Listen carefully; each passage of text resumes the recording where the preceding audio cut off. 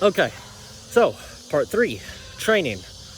While I'm doing this, the training is going to change a little bit. Not drastically, but a little bit from how I train to build muscle or maintain it when I'm eating more. Not dramatically. I already said that. Anyway, alright.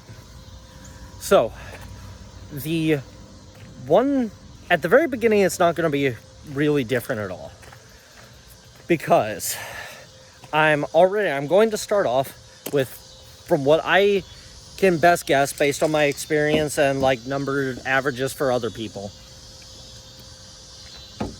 is I'm going to be starting at around 3 sets per muscle group per session twice a week. That's really low. But good news. To maintain muscle, you only need like a third of the total like training volume, like the total amount of work done that you needed to build it before. So that'll be plenty to maintain at first. And remember, like I said, I'm not training to build muscle for these next few months. It's basically a pipe dream, chasing 2 rabbits at the same time. I'd probably end up with not building any muscle while also making my diet way worse just from the stress. And it would eat into time that I need 4 steps in cardio at that point for no benefit. Anyway, so go start with 3 sets twice a week and go up from there. Now, that's going to be plenty at first with like very little influence from the diet. As time goes on, just like would normally happen in training, as fatigue sets in, it's going to take more and more training volume to keep muscle on and more effort. So by the end of this, I'm expecting to basically be training with almost as much volume as I would toward the end of a training block otherwise. And that's going to be tough. But like I said, so I'm saving a lot of effort for later. Another thing is that low volume per session means that later on in the cut, as things get, as the bodily situation gets less hospitable for muscle protein synthesis, and it veers more and more towards muscle protein breakdown, I'm going to eventually probably want to up my frequency from hitting a lot of muscle groups, not necessarily all, from twice a week to 3, maybe 4, depending. What that does is, because I'm not really a train a muscle group once a week kind of guy. You can get gains with it, but it's not really, unless under certain circumstances, it's probably not your best shot at building the most muscle you can, which I need a lot of help with because it's not exactly my forte. I'm like 160 pounds. Anyway, so during those times, if I can, after you train for a certain amount of time, less and less as you get more and more adapted to muscle growth, you are both increasing muscle protein breakdown and slightly more than that, to clear up damage and stuff. And then slightly more than that, building up muscle protein or increasing muscle protein synthesis, the increase of muscle size. So during a diet, that breakdown, as things get worse and worse, you start getting more and more of that breakdown, which again, that's why you have to train more and more and go harder over the course of said diet to keep muscle.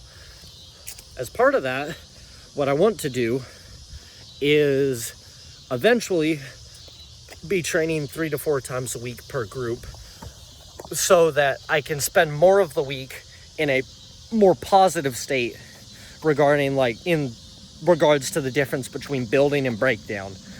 That way I don't spend as many total days or hours with muscle being like torn down. They'll mostly apply, like that'll only apply to muscle groups that can handle it.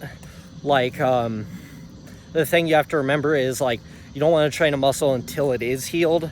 So if I like get to a point where I'm training quads, like later on, like 5 sets or 6 sets, then if the day,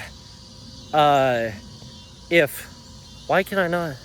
2 days later, 48 hours later, if the quads or like any given like large muscle are still sore or still weak, not the best idea to train them. Probably not going to be able to impose a really great stimulus. Probably not going to just slightly increase risk of injury. Not great. But it does mean a little bit less. Oh, look. Can you see? Kitty cat. Anyway. But with a little less sets per session, it'll be kind of doable. The other downside to that really high frequency approach is it does mean I'll probably have to be at that point doing cardio and weights every single day, which since my cardio is not planned on being super hard, that's not a huge deal, but they do compete a little bit with each other for resources after the session, so it's not super great. They both generate fatigue, so they both interfere a little bit with doing each other, and they both wear and tear on your joints to different degrees.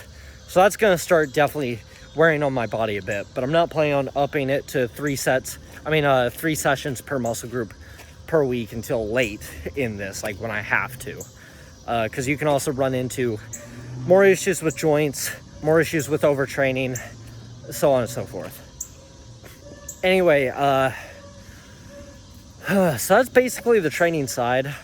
My cardio is going to be a little bit easier than usual, like I said already, to keep overall fatigue down.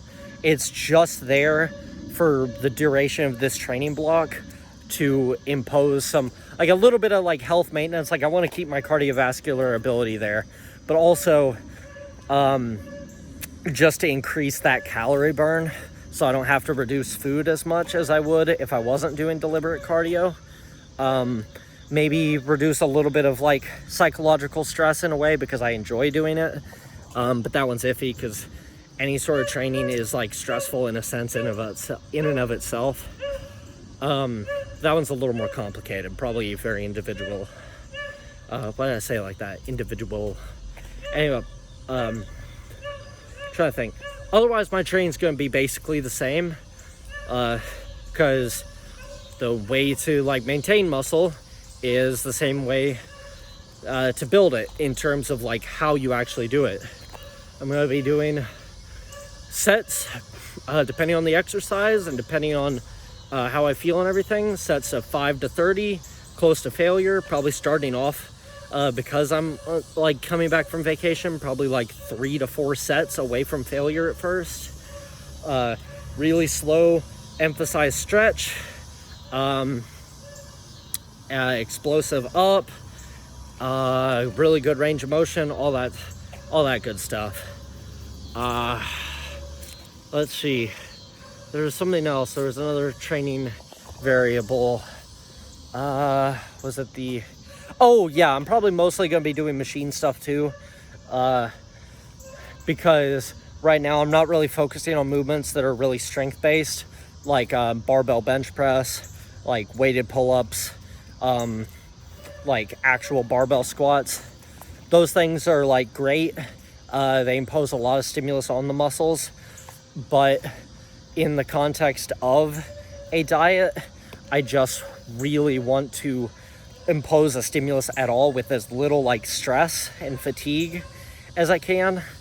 And yeah, the idea of getting under a barbell to do like 5 rep max squats toward the end of this, when I'm like at that point I'll probably be eating like 2,000 calories and like doing like 500 calories of cardio or whatever after working a long shift. I don't really want to put myself in that hole. I want stuff where I can go in, hit the muscle pretty hard, but not like super wear down a whole bunch of other systems, like my like spine, my psychology, what have you. Just like leg press, for example, versus squats is probably going to be a pretty big go-to for me. Plus your endurance tends to improve apparently over the course of like as you diet down, so that might be good for me mentally to do sets I can do higher exercises I can do higher reps with, like leg press, where cardiovascular or lower back endurance are not limiting factors like they are with something like barbell squats or regular deadlifts.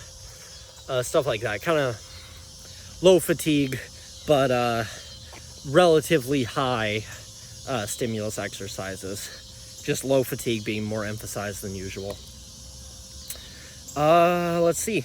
With that said, I think all else that I really have to note about the whole thing is I'll include anything else like in the text, I guess, the captions, blah blah blah. Gonna be trying to get as much sleep as I can, because sleep is super important to dieting. Basically, limited sleep is one of the, like, sleep deprivation's one of the best ways, like I talked about before, to just kill gym progress. Being sleep deprived directly encourages your body to maintain more fat and burn more muscle relatively. So that's super important. Relaxation every day. We're going to be making sure to dedicate time out of my day to that, to just keep that stress really low. Supplement wise, not really changing, just kind of basic stuff. Creatine, protein powder, which I barely even consider a supplement. It's basically just food with the way I use it. Let's see, caffeine. Love caffeine always, but probably gonna have to leverage it pretty heavily. Would not be surprised if by the end of this diet I'm pushing 500 milligrams a day, which is technically over like the WHO or whatever is recommended daily thing, but I'm like a super healthy 25-year-old. 500 milligrams of caffeine at most a day is not going to kill me over the course of like a month. But I'm not planning for that. That's just if I need it. And then maybe I'll have to use like melatonin or something to really help me sleep toward the end if this ends up as hard as I'm expecting it probably will be. Because with my current rate, my best guess is right now I'm somewhere between like 12 and 15% body fat, because I'm very lean, like six-pack and all that, blah blah blah blah blah. That's not an attempt at bragging. I don't think it makes me better. I just assessment of my body composition. By the end of this, I'm hoping to be like 6 to 8% body fat, which is going to be pretty gnarly and should be pretty difficult, but never gotten down that far before as far as I know. All my other diets, I've kind of just become a smaller version of myself. Like I've been maybe a little bit leaner than I am now, but for the most part it's just been wasting muscle and body fat and water from like way overdoing things.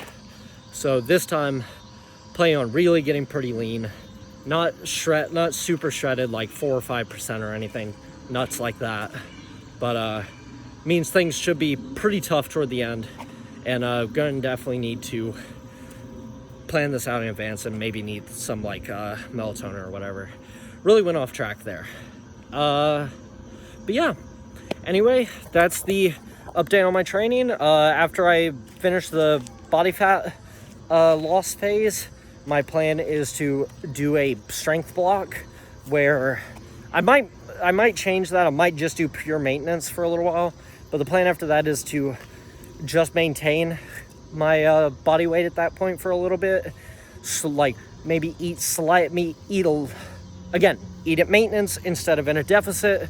Focus on low rep stuff for a while, just build up those strength adaptations without really focusing on size much, because that is different from building muscle, muscle shape, blah blah blah blah blah. I'll talk about that another day. And then after like a few months of that, I'll start another muscle gain phase, get a calorie deficit, and hopefully gain another 5-10 pounds over the course of the preceding like 6 months after that. So So, which pretty slow, but I naturally have a pretty adaptive appetite or whatever. Oh, kittens are climbing over there. Oh, shouldn't point that toward a neighbor's house. Anyway, all right, hope it was educational or at least interesting for somebody if I find a way to upload these. And see y'all later. Thanks for helping me get through my steps.